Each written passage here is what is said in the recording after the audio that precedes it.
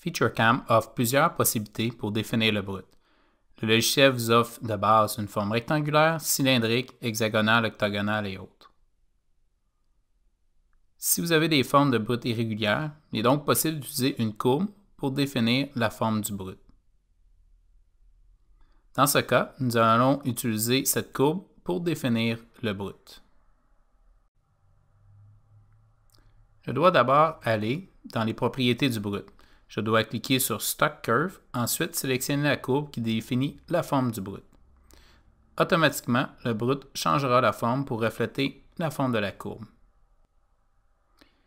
Il est aussi possible d'utiliser une courbe pour définir un brut rond. Allons ouvrir un autre fichier. Lorsque nous désirons utiliser une courbe sur une forme cylindrique, la courbe doit être dessinée en vue de front, donc de face.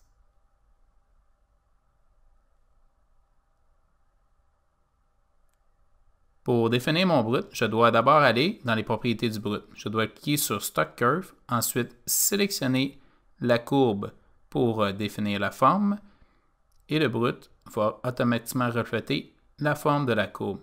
Dans ce cas-ci, c'est une révolution alentour de l'axe des Z. On peut voir le résultat en vue isométrique. Effectuons maintenant le même principe avec une forme de type hexagonal.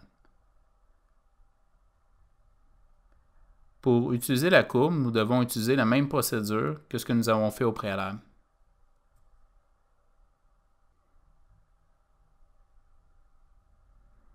Dans ce cas, la courbe suit chaque côté de l'hexagone.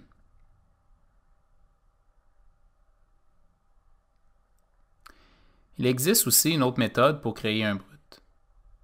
Cette technique est souvent utilisée lors de l'usinage de pièces coulées ou de type casting en anglais.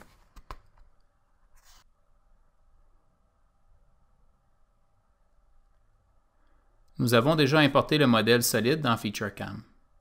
Nous désirons maintenant utiliser ce solide comme brut de départ.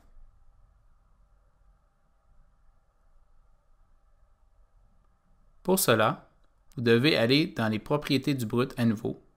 Ensuite, allez sur l'icône User Define et vous avez maintenant une nouvelle option nommée Stock Solid.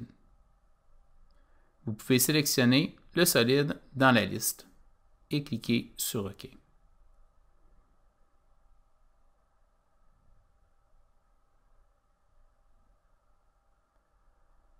Maintenant, même si je cache le solide, vous pouvez constater que le solide n'est plus là, mais que le brut est toujours là avec la forme du solide de départ. Vous pouvez utiliser n'importe quel solide de n'importe quel logiciel CAO pour ensuite le transformer en brut.